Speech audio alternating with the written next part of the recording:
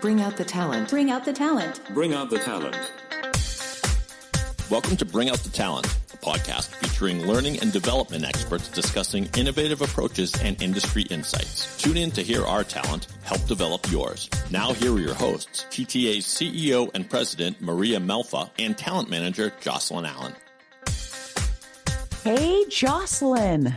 Maria, did you catch my robot just there? It was actually just a robot arm because that's all I can do. But I will say it's one of my best. So I really like that. Thank you. And obviously, it has everything to do with our guest today, right? No way to segue from a robot arm to Jordan here, but he is doing the robot now. So thank you, Jordan, at least for trying. I appreciate you very much. Absolutely. So we're excited to have Jordan George back again. I know last time we had him here, we were talking about the 4-day work week, but I'm excited to talk about the 6-day work week, because we have a lot of work to do. So I think we should get started. What do you think about that? I am down for that. Absolutely. Let's get started today. So, more research and case studies emerge, and the evidence supporting the benefits of a shorter work week continues to grow, making it an increasingly popular choice for forward-thinking organizations. However, despite the positive outcomes, the majority of companies still struggle with the idea of adopting a 4-day work week. In today's episode, we are exploring the intriguing findings from a 12-month study on a 4-day work week, unveiling its impact on success rates, revenue, well-being, and more. As we mentioned, for the second time, we will be joined by our guest, Jordan George. Jordan is the principal consultant and head of client solutions at Curium Solutions US, an award-winning business transformation consultancy working with global brands. We are excited, Jordan, to have you, and we're excited to talk about what we can continue to look at as far as the findings and how we can all possibly adopt a 4-day work week. Welcome, Jordan. Thank you, Maria. I'm excited to be here. Thanks for having me back again. I'm glad I didn't scare anybody off with the last conversation around this so much that you wanted to invite me back and add a couple more days to the list. Exactly. Next time we're going to have you on the 7-day work week and then the 8-day work week. And why stop there? Exactly. And then we'll go back. Then we'll go to the 1-day work week. We have to go full circle before we actually get to where we want to be. Loops all the way back around. Yeah. We had such a great time with you on last time, and we're excited to have you back. So a lot has changed since we spoke last January. You recently shared some interesting results of a 12-month study, which you completed on the 4-day work week. Can you break down what they discovered as far as like success rate, revenue, burnout, mental health, life satisfaction? What else? So some really phenomenal things that have come out of this study, which is the largest of its kind, covering US-based companies, and also one of, if not the first, on a formal 12-month study. So a lot of the other studies that have come out previously have been shorter periods of time. We've seen 3-month check-ins, 6-month, 9-month. This is a full year now that these organizations have been embedded in this 4-day week culture. And the results are amazing. Not surprising in the sense that they follow along the footsteps of the previous studies that have been done. Still seeing a lot of the same trends in regard to improvements overall, but remarkable on the fact that it's sustained over now a longer period of time, right? And so I know some criticism that I've heard from others in the past is, oh, well, we can make anything work for 3 months, but what's it look like as this goes on longer and longer? And so now having the results of a 12-month study, really, really exciting and impressive. So to hit on a couple of things that you mentioned, there's probably so much that we could dig into, but some highlights. Thinking about from a success standpoint, I would call it a success. 100% of the companies in this most recent study have decided to continue a shorter work week. So there were 41 companies, and all 41 decided to continue on with a 4-day work week or some version of a shorter work week, which we'll dive into a little bit more. 100%. And to me, that speaks volumes in and of itself for them to say, we've done this for a year and we're still seeing so much value in it. We're not ready to give it up yet. I think we're going to see that trend continue along. If you look at averages over the past couple of studies, you'll get still somewhere around a 95, to 98% rate of people that continue, but to see 100% of this recent study come out was really exciting. In addition to that, revenue is up by an average of 15%, burnout down by an average of 17%. Employees reported life satisfaction was up 16%. Work-life balance was up 35%. Number of working hours reduced by 13%. Mental health was up 17%. I mean, there's just so many statistics to go into, but overall, overwhelmingly positive stuff. And I think what's even more exciting is to see what people are doing with that additional time. We saw a greater investment in things like rest, family, friends, hobbies, taking care of themselves, and even more environmentally friendly actions. So for those of us who are concerned about taking care of this planet that we live on, we saw an increase of 42% in people taking more what we call environmentally friendly actions. So that's things like maybe walking to work or biking, less dependency on cars, that sort of a thing. So some really positive benefits all around for employees, for employers, and for the environment. These are really, really, really impressive findings. I mean, we talk about it nonstop over here at TTA, which is a reason why we are bringing you back onto the show, is because we adore you and the knowledge that you bring and what this concept of a 4-day work week can do for productivity across all scales, right? It's personal, it's professional, it's environmental in some cases. It's really impressive stuff to see that doing less per se, right, can also do more. The less being that one less day. It's a turn of phrase that's old as time, that less is always more. So it's interesting to see it kind of turned into the work week and fashioning it a certain way so that we can get to those goals. So despite the potential benefits, though, because this is my job, I play the devil's advocate on the show, why do you think there are so many companies who are still hesitating to adopt the shorter work week? Yeah, I think it's scary to be an early adopter of something and to feel like you're stepping into unproven territory. I do a lot of comparisons to remote work. These things are independent of one another, but if you look at remote work and how long it's taken remote work to really latch on and become part of the mainstream, it took a global pandemic for organizations to recognize that they could operate. And still we're seeing hesitancy and people pushing back, and return to office still is part of the overall conversation in the workplace. But it really took that massive, huge global event for organizations to say, okay, yeah, let's give it a shot, right? And so I think the 4-day work week, or a shorter work week in whatever form that takes, is even newer and even fresher, and still sort of unproven to a lot of people that maybe aren't reading the data, haven't looked at the studies, for whatever reason, don't think it could work for them. So I think that's a piece of it. We definitely see that the types of companies that tend to be more open to adopting a shorter work week are naturally more innovative, more forward-thinking in general, have leaders that are a little bit more open to trying and exploring new ways of operating a business, right?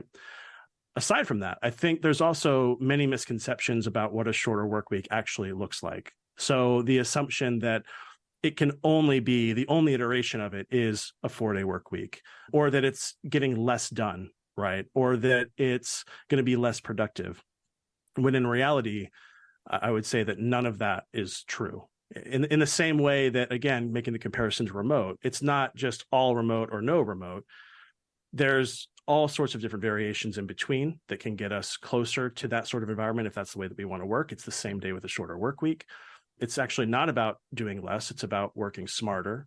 And it's not about less productivity. It's actually entirely rooted in the idea that we can be more productive with the time that we have. And the people that are best positioned in your organization to help you figure that out are the people doing the work every single day, day in and day out, on the front lines. If you, as an employer or a leader or a manager, go to those people and say, hey, help me figure out ways to save some time, to be more efficient, to be more productive, Oh, and by the way, if you do that, if you share those ideas with me, I'm going to dump more work on your plate. Okay. Does that sound good? Like if you can save me a day's worth of time, I will give you an extra day's worth of work. Wow. Congratulations. You can imagine people are not going to be very eager to share those ideas. But if you go to those people and you say, hey, help me find a way to save time in what we do, help me find ways to be more productive as a business owner. And in return, I'm going to give you some of that time back so that you can reinvest into the things that you care about. That's a really powerful motivator. Certainly is. I get that people could be, I think, scared, like you said, is the number one thing, because everything you mentioned thereafter is also something that people can be really afraid of doing, right? Is being vulnerable. This requires vulnerability and acceptance of challenges and recognizing failures when they happen and being able to move forward from them and integrating members of your team in maybe ways that you haven't done before in order to get to that next point. I mean, it's all very scary things about change that I think people regularly struggle with. I think those are two very different ideas. As far as I certainly want employees to always talk about ways that we could become more efficient. So if we certainly could do something in 3 days versus 4 days, and that's fantastic. But I look at it very differently as far as, okay, we can still be efficient, but we still also want to give our employees a healthy work-life balance. Yeah, I think the continuing conversation around this is seeing it as kind of a perk or a benefit. And certainly we know that it does wonders for talent attraction and retention, that it's very hard to compete with a company that's offering a shorter work week. We've seen that on average, people need to realize greater compensation, upwards of 25, 30, 50% in some cases, to even consider going back to a 5-day week once they've had a 4-day week. So we know that there's some real value there and that people are eager for that, right? But this isn't a perk. This isn't a benefit. This is a way of operating, much in the same way that, again, you'll hear me make this comparison over and over. Remote work is not a perk or a benefit. It's a way of operating. And so I think that's a shift that needs to happen, is that we can do right by our people and do right by the business. It's not an either or proposition. And that by giving some of the benefit of that saved time back to employees, you're actually reinforcing their desire to want to help the business find ways to save time, to be more productive, to be more efficient. And Jocelyn, you made a really good point, which is that it is scary because it requires us to hold a mirror up to ourselves and ask the question, what could we be doing better? What could we be more efficient in? Where are we not as productive as maybe we could be? And that is scary. I've heard leaders literally say, I'm not interested in that. Like not just the 4-day week, but I'm not interested in holding that mirror up because I'm scared of what I'm going to find, or I'm scared of what I'm going to see. So if you've got someone or a group or a team or an organization that's not even willing to do that analysis, I think that's certainly another definite blocker to this. Is you've got to be willing to be open and transparent and kind of question what we believe to be true about the way that we work. Exactly. Terrifying. Terrifying.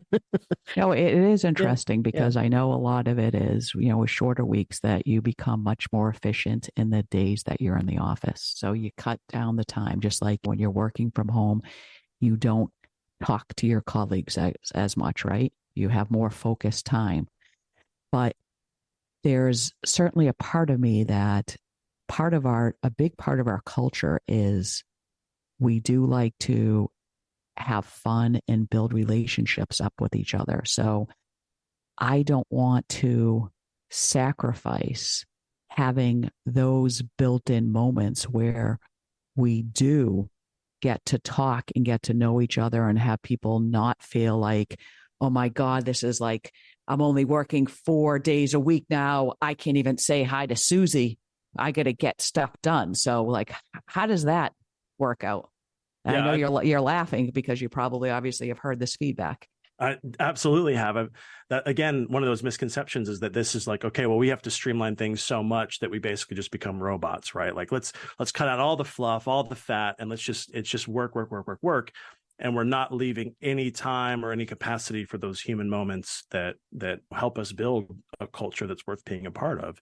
And that's not the case at all. So it's not about stripping away the humanity from the work that we do, and those times that we can get together and fellowship with one another, or spend time brainstorming, or just enjoying each other's company. But it's about saying, where are the other things that we're doing where really we're wasting a lot of time and we're not being as efficient as we can? Let's weed out some of that stuff so that we can be more purposeful in the time that we do spend together, right? And do that in a way that's intentional, not just real quick running past each other in the hallway from one meeting to the next. How do we get rid of those meetings, or how do we slim down those meetings so we can be more intentional about the time that we do have? These are really good points. And another one that you kind of alluded to, Maria, is how do we get stuff done in that time period? And I know, Jordan, like that's not really what this is about, right? It's to lead to actually getting more done because of the balance of the scales. And there's many ways to do a 4-day work week. But what that is a very real concern, where conceptually this sounds amazing, to be able to have an extra day or shorter days that lead to more of a balance between all of our worlds that exist, because everybody has things going on outside, and it allows you real time to dedicate like full steam to your work life when you have more time to do other things. But that's the real concern, is that how do I shorten time when we have so much to do with the time that we already have, that we won't lose the productivity that we have currently? Like, we would want to see growth, not loss, and then reestablishing the track so that we get more growth. So like, what's the answer to that question when people are terrified of what they could be losing in the moment by trying this and attempting to find their way of doing the 4 days? I think one, I would say, let's look at the empirical evidence. I know it feels weird to get more done in less time, but study after study, all the research, all the data suggests that it has the opposite effect on productivity. It actually improves productivity, right? So it might feel odd, but feelings are, we have to decide if we're going to let feelings or data drive the business decisions, right? The other thing I would say, maybe a little bit more in a kind of a friendlier way, is just to say, what does it hurt by trying it, right? Let's, and this is what we suggest with all of our clients, with anyone that's considering this: trial it, right? Take it for a test run. You don't have to, this isn't a marriage. You don't have to commit to buying the house or buying the car. You can take it for a test drive for a little bit. Try it out for 90 days. See if it improves the way that you operate. See if you've identified ways to be more productive, be more efficient. See how it impacts your team's morale. See how it impacts the quality of the work that they're able to do because they're more rested. See if it impacts the number of callouts that you have or attendance issues, right? Just try it out. And at the end of the trial, if you say, wow, this was a bust, didn't work, right? We're not ready for this yet. Okay, then your worst case scenario is you go back to operating the way you are right now. But you have the benefit of, hopefully you've learned a couple of things along the way that can make you more efficient, that can kind of optimize the way that you're leveraging your people and your resources. Best case scenario, you get to the end of the trial and you go, let's do this again. Let's extend this a little bit further. And that's what we're seeing in these longer studies now, is that these are companies that have trialed it for a short period of time and decided to press on and press on and press on because they're seeing the value of that. The other thing I think that's really critical for everyone to understand when it comes to this is, again, this isn't a perk or a benefit. It absolutely has benefits to your team and to the people that work for you. But a shorter work week at its core is about improving productivity. It is an exercise in how do we be more productive with the time that we have. And we're just coming off of a holiday weekend, a long weekend, as we're recording this, probably not by the time it comes out, but as we're recording this. And so just think to any 4-day week that you have naturally, if you work in a 5-day week organization where you have a holiday. What happens during those other 4 days? Well, typically the work still gets done. Right? You might have to be a little bit more head down. You might have to say no to a couple more things. You might have to be a little bit more focused, but the work still gets done. The world still spins. The business is still standing, right? After those holiday weekends. This is that, but to a bigger scale, and being really intentional about building it so that it works from the onset instead of just having to adapt to those shorter weeks when a holiday rolls around. It is really about intentionally looking at the business and scrutinizing our processes, our procedures, and asking the question, can we do this more efficiently? Can we do this more effectively? And if the answer is yes, how do we get there?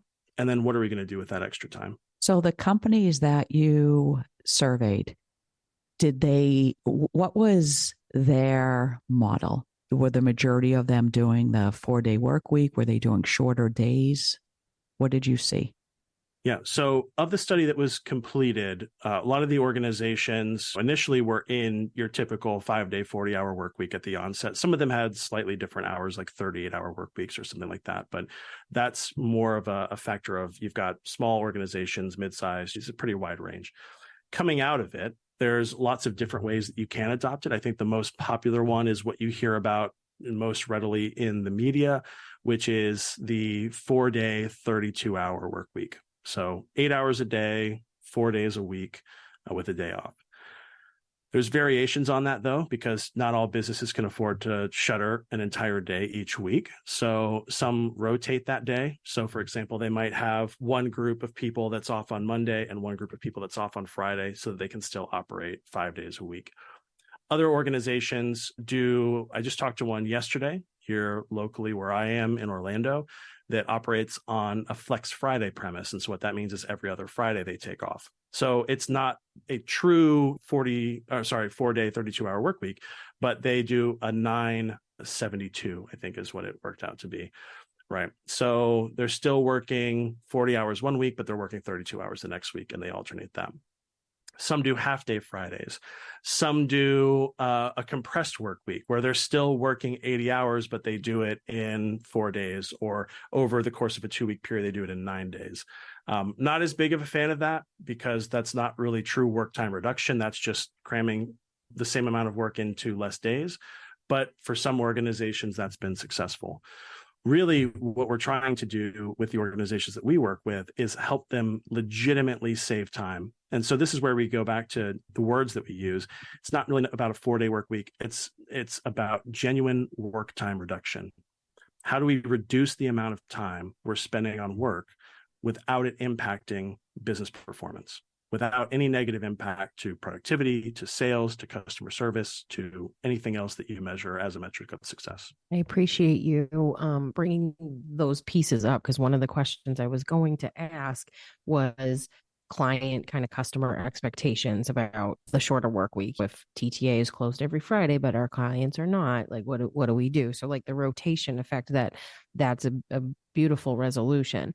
But what about like internally relationships that exist? Like how have you seen in any scenario where changes have had to occur from the original model because relationships have been affected in some way? I mean, I could see, I don't know, if we get nitty gritty, how do we distinguish who gets the Mondays and who gets the Fridays and things like that, right? It's all things that you have to consider, and maybe the results that you get from that sort of needs analysis answer your question. But like, what do you do to maintain the satisfaction and the relationships amongst your team base too? Yeah. So I'll tackle that from the customer standpoint first, then from the internal side. So on the customer bit, we kind of addressed it a little bit already, but we've seen, again, companies take a wide range of approaches here. Some are very transparent with their customers. They put it in their email signature. They send out notices. They flag it on their website. Like, we are off this day. So if you need us, we're available Monday through Thursday. And some are very, very transparent about that. And the ones that have taken that route say that their customers are totally fine with it. Like there's little to no pushback whatsoever. In the organizations where I think they are a little bit more afraid of what people might think or what they might say, some have just opted out of having that conversation entirely. And they've kind of used a measure of success being, if we can do it and the customer doesn't know about it, we've been successful, right? Because if there's no change from the client standpoint to the way that we operate, they're still feeling the same level of service, the same experience, whatever it is, well, then we've done this right, because there's been no impact to them. So you can handle that either way. When you're talking about the internal side of it, I think there's power in letting the team figure out a lot of these questions that you're asking. And that's sort of a core tenet of making this thing work as a whole.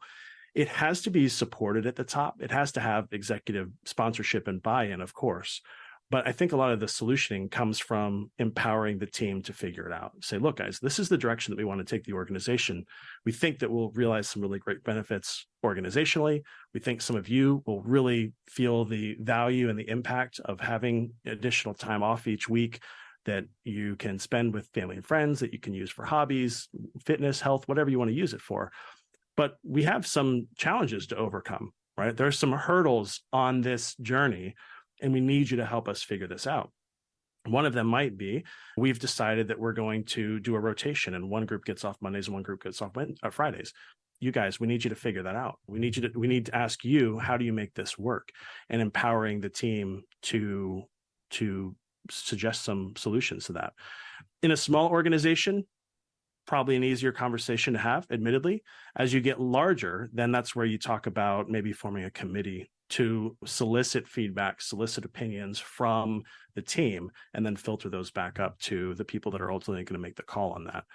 But short answer to your question is, I think we've been pleasantly surprised as we've talked to organizations at how much the team can actually figure out on their own, and it doesn't need to be a top-down directive decision. What does Curium currently do? So we have sort of two groups that we operate. We have Curium Solutions, which is our kind of broader consulting arm that's rooted in change management. And a lot of this work is stuff that we've been doing since inception. It's just that 10 or 15 years ago, when we told you, hey, we can save you 20% of the time and improve your productivity by 20%. What do you want to do with that extra time? It was, oh, well, let's just add more stuff to the plate, right? So that conversation has now evolved into, oh, well, what if we gave it back to our employees, right? And we could use that as a benefit and a way to attract and retain people. That arm of our business is, I would say it's a 5-day work week, but it's an extremely flexible 5-day work week because we basically work when and where our clients need us to work. The flip side of that is we have a lot of flexibility in how we organize our time, organize our day, organize our schedule. So flexibility is not as much of a concern with that group because it's so client dependent. The other arm that we operate is the Work Time Reduction Center of Excellence, which is a group based out of Canada. Joe O'Connor is our director over that group, and he's actually the former CEO of the 4-Day Week Global movement, which is the ones that kind of kicked off a lot of this formal study and assessment of these different programs and different pilots. His group that's up in Toronto, Canada, works on a 4-day week. So they do they have to, right? That's like their mission. That's their calling. So yeah, they're on a 4-day, 32-hour work week, and obviously supporting clients and moving to the same. Very cool. I didn't realize he was part of your organization. Yeah, we love Joe. We worked with him before he came over. Good friends with the folks over at 4-Day Week Global and love what they've done. A lot of the studies and a lot of the research that's been done and kind of pushing this direction and moving this movement forward has come out of them. But we had an opportunity to lean more heavily into that kind of work, and we're really excited to bring Joe on to run that part of our organization. It's fantastic. Well, big moves being made. I love to see that. And I love to see progression because like with more acceptance and adoption comes the official change. So I'm excited to see where else it goes, excuse me. Jump into something else, like considering the cyclical nature of businesses, sometimes like the ebbs and flows, peaks and not so peaks. What about managing the expectation during busier times, like busier business times? How do you kind of control that without compromising service quality? So again, this goes back to understanding what's going to work well for your business. And that's kind of what we do. That's the value that we help bring to organizations that are considering this, is sort of demystifying this work and working with the teams to implement the model in a way that's going to work for them. So you as the business owner, as the group that's making this decision to embark on this journey, will naturally know when you typically staff up or staff down during your peak periods. When does it get busy? Maybe it's summers, maybe it's winters, whatever it is. So that we'll help you figure out how to implement this model in a way that works. And so some of what we've seen is companies, for example, that are slower during the summer months for whatever reason, they will reduce hours just during those summer months. And then they'll be on kind of your typical 5-day, 40-hour work week through the rest of the year, but they go to a 4-day work week over the summer. We've seen others that adopt it for certain work groups at certain points during the year because, again, peaks and valleys. So maybe we accelerate to a higher hour requirement during the peak periods, and then we decelerate to the 4-day, 32-hour work week when it's not in that peak season. So again, you can adopt it in multiple different ways. We want to be mindful of the cyclical nature of the work. Sometimes it means that if it's an organization that leverages a lot of temp staff or contract workers, maybe they're just staffing that group up during the peak periods, but they're keeping everybody else at the kind of the standard 4-day week that they've adopted. So we see it done in a lot of different ways. It's kind of a very broad answer, but it's about knowing what's going to work best for your business. Okay, so a couple questions there. So organizations that only have some groups adopt the 4-day work week, how does that work with the other people in the organization? Do they feel okay about that? Yeah, so we typically see that in retail. So where we've got a storefront that needs to be open 5 days a week, and we don't want to add additional staff to cover shift work. So we're going to keep those people on 5 days a week, but maybe we've got back office folks that can rotate in shifts and do 4 days a week.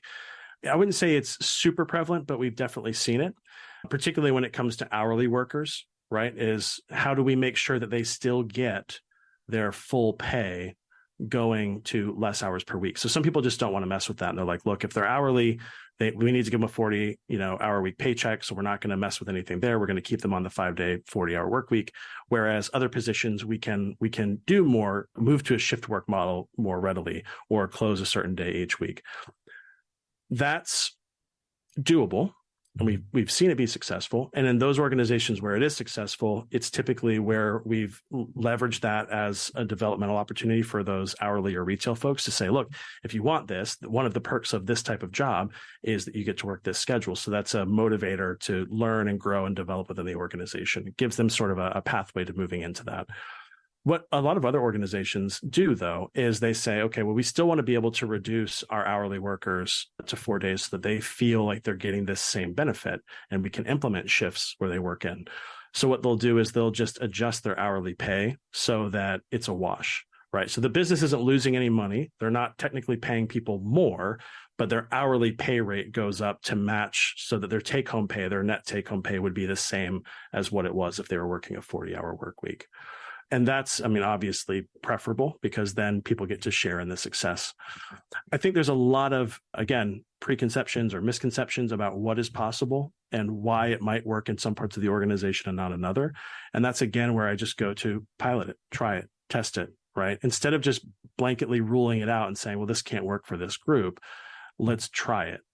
And then if it doesn't work, right, then at least you have a reason or some rationale or some data behind it that you can feed back into that group so that they don't feel like they're just being left out based on a hunch that it might not work. Is there any particular example of a company that tried this that you think is interesting and could share? There's a lot. One that comes to mind recently that we looked at just a couple of weeks ago, we were having a conversation about it internally, is a company called Grand Challenges Canada. So this is a really purposeful organization that makes a difference. They're a high-performing, high-impact team whose whole mission is around improving and saving lives by kind of the core nature of the work that they do. Super innovative group. And because of that, innovation is a core part of their culture. I think they were more readily excited about the idea of experimenting and testing something new. So I encourage you to go check them out. Grand Challenges Canada is the name of the organization. But they said, this is an opportunity for us to differentiate ourselves as we pursue top talent, particularly in organizations that are in the nonprofit space. I think it's always a challenge to say, how do we get the best and brightest when we can't afford to pay the top of the range? And so they said, well, this is an opportunity for us to attract and retain the best and brightest. They also felt really strongly from the beginning, which is a great thing for us to see and hear, that this is about tying the success of this to performance. So it's not about how can we just lop a day off, but how can we, as an organization that was predominantly built on a 5-day week, transition to a world where we're getting as much work or more done in less time. And we've seen this over and over, that it does require a culture that is mature, that's built on trust, autonomy, collective responsibility, performance accountability. And they had this before they ever went to a 4-day work week.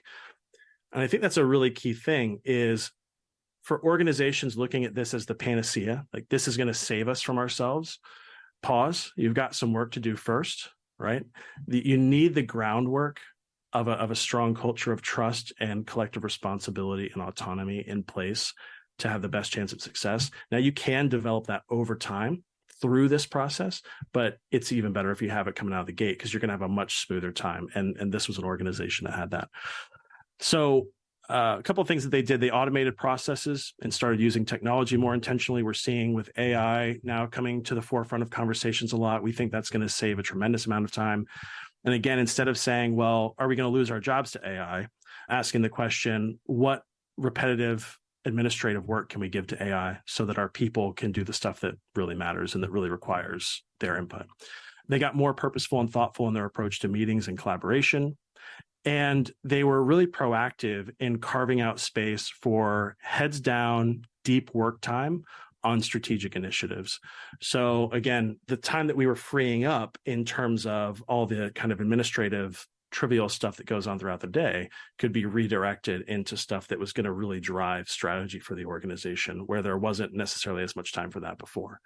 So just one example. I like hearing the examples of how people are doing it, especially like how they're doing it for what works for them, because that's this whole thing is like, test it, try it, figure out what works for you and try it again. And like what you'll end up with is more success in the long term. I think people have enough time to think about this as a possibility and then say, well, I don't know if it's going to help. So you just keep doing what you're doing, which also isn't helping. Like you keep operating and plateauing, right? But how about giving it a try and seeing what the change can bring and then operating in that fashion? I think that that's the main message that needs to be delivered and understood, is that you can't, what is worse, like trying something and figuring out it doesn't work and then going to something else, or keep doing what you're doing and never know and just be flatlining the whole time, because I think that's the worst thing that a company could do, is not change.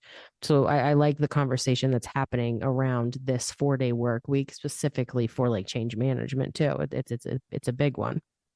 Yeah, I think the biggest message I want to get across to people is it would be really insincere of me to come on and say that there's one right way to operate your business, right? There's not. And just like I wouldn't say that everyone should be fully remote or everyone should be fully on site, or I wouldn't say that everyone should operate a physical retail store or everyone should operate only online, right? Every business is unique and different. And so this is no different. And the misconception that it has to look one way and that way won't work for us. Well, yeah, that way might not work for you, but there's so many different permutations and ways that we can look at this. Again, the ultimate goal is not to go from 5 days to 4. The ultimate goal is to reduce the amount of time spent working on things that aren't adding value so that we can increase the amount of effort and energy we're putting into things that do add value. And that can look like a million different things, right? But it's about finding what's right for your business. This is all real great information, because we see so much of the benefit of having extra time to ourselves in order to be more productive in the long term. And I think making it official by establishing a criteria of these are the days, these are the hours, and like the rest is for you, is a beautiful thing to put in place. Like it's a way to be generous without sacrificing business. And what a world that we could live in if a 32-hour work week was like the new norm. I think it's time for something like that. And I appreciate you bringing all of the information to the table, Jordan. But here's the other thing. It's also time for your favorite part of the show, which would be the TTA 10. You remember that? I do. I still have scars. Oh, it's not that. It's the TTA 10 final questions for our guest. All right, Jordan, you're not new to this, so I'll just give you a quick little recap. Our friend David over there is going to put 90 seconds on the clock. I'm going to ask you 10 questions. I think we should give him 60 since he's already been on it. Oh, that's okay. That might be a good thing for returning guests. Is we just take time away from you, but put us on the spot. Well, I think we're still going to give you 90. But next time, if there's a third show, Jordan, just wait in the cold sweat you wake up on next time, knowing that you only have 60 seconds. Well, so I think anyway. you might need to decrease the 90 seconds by an order of 1 day per week, because he does that. This guy does everything, and I was going to say you're than chopping 30% of the time out. I'm only talking about chopping 20% of our week out. Come on, at least keep the ratio the same here. We'll think about it. All right. So, Jordan, 10 questions, 90 seconds. Answer them as quickly as you can. We'll celebrate you at the end if you win. We will not celebrate you at the end if you don't win, but it's all in the name of good fun. And some of them are a little bit more playful this time around because I've gotten pretty creative, if I do say so myself. So, the first question, which would make it 11, is, are you ready? Yeah. Literally, I'm sweating. No, it's fun. David, 90 seconds, please. Yes, Jocelyn, the TTA 10 timer is on, and it begins right now. All right, Jordan, what's your favorite movie genre? Ooh, sci-fi. When you retire, where do you want to go live? Anywhere but where I live now. Pick a number with 3 digits, no repeats. 7. Why is this the hardest question? 793. How much is that doggy in the window? $10. What is your favorite thing to do on the weekend? Spend time with my family. What is a book that you wish you could read again for the very first time? Oh, that's such a good question. Gosh, I'm looking at my bookshelf. Ooh, The Infinite Game by Simon Sinek. You're at Disney World. Who's the first character you're finding to take a picture with? My wife. Does she count? She's a character. On a scale of 1 to 10, how much do you like spicy food? I'm a total wimp. I'm like a 5, but I really want to be on that Hot Ones game show on YouTube. Okay. So I'll definitely try it. Yeah. You try, okay. Yeah. What do you do with your 5th workday now that you don't work it? I work all the work days, but I try to balance my time so that I can spend time on the things I care about and love too. Who are your favorite podcast hosts? Oh, that's easy. It's Maria and Jocelyn from the Bring Out the Talent podcast. So. Oh, beautiful. That's 10 right there, David. So can we have a verdict, please? Yes, indeed. With a time of 1 minute and 23 seconds, that's including the time Jocelyn was laughing at the Disney joke, Jordan prevails once again.